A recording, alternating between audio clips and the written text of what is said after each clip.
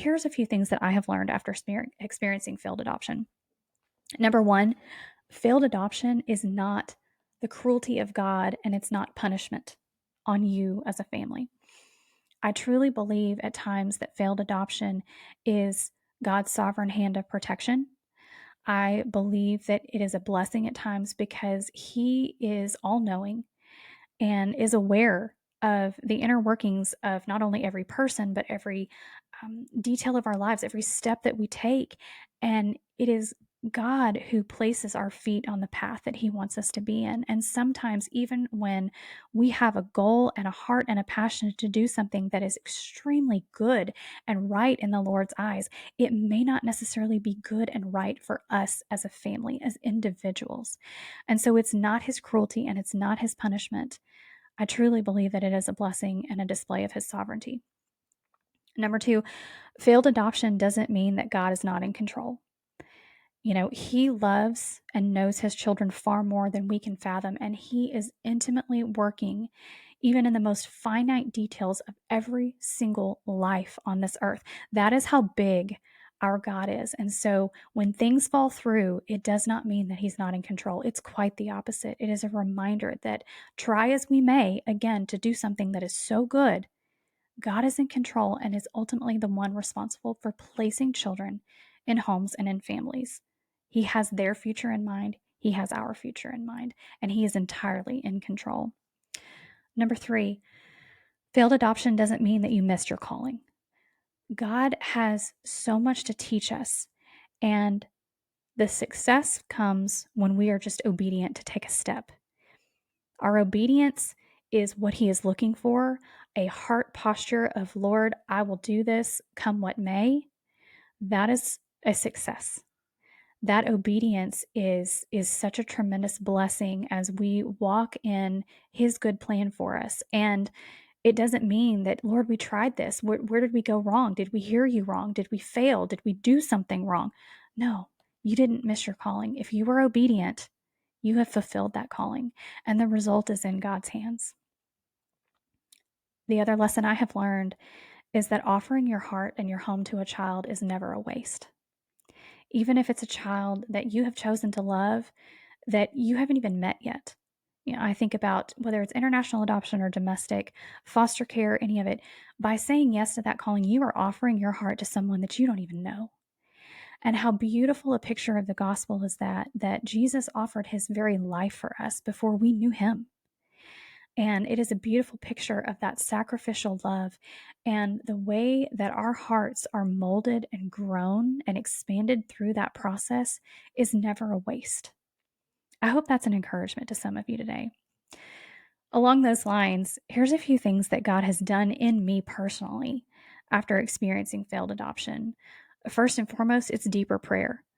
I can't think of many other things in my life where I have sought God harder in prayer than through all of our adoption processes, just crying out to Him with my frustrations, with my questions, and then just seeking Him and sitting in that space of prayer, which is exactly where the Lord wants us. Regardless of what we're talking about with Him, He wants that fellowship that comes through prayer.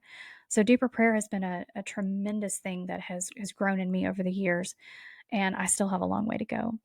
A greater dependence on Him is the next thing. I have had to lean into Him more because of all of these failed adoptions and so many details that I just don't understand, and have to be okay with surrendering that I don't understand it and that I'm not in control, and that I just have to lean into Him and let Him catch me and carry me at times when my heart is weary and when my brain is tired from all of the processes and the paperwork and the hoops that you have to jump through to even make it possible to welcome a child into your home. A greater dependence on Him is actually a blessing. And I mentioned this earlier, refining of my flesh. I think I've shared this with you on the show before. Nothing has refined me in my life greater than the adoption calling. It has brought out ugly and sin nature in me that I never knew needed to be refined. And that has been a blessing that has been refined in me and continues to be refined in me. And that ugly sinful nature is being called out and dealt with and ideally repented of, and allowing the Lord to come in and bring light where there is darkness in my flesh and in my heart. And then lastly, what the Lord has done as a result of this experience is a call to ministry that I would have never even remotely considered had I not walked this path. To walk all of the failed adoptions and all of the processes and to have become knowledgeable in the paperwork and the logistics and all of that, I would have never known. Even though a child did not result, there was so much that I learned through all of that that the Lord has now graciously allowed me to be able to utilize and share with others that are actively pursuing this calling. And it's been a tremendous blessing. At the end of the day, God's calling towards foster care and adoption are first and foremost an invitation to dependence and intimacy with Him, not just a result of a child added to your family. It will be much easier to trust Him, and it has become easier to trust Him in the things that I cannot control when my perspective and my focus has been able to shift away from a result to a relationship with God. That is ultimately whatever it is we're pursuing in our lives. It should be about relationship over result. And I hope that encourages you today as well, because I know there are some of you that are sitting in this point of frustration of, why isn't God answering my prayer? Why isn't God bringing this to fulfillment? Why? Perhaps could it be because the focus is so much on that result that you felt called and led to, but the Lord is really calling you to relationship.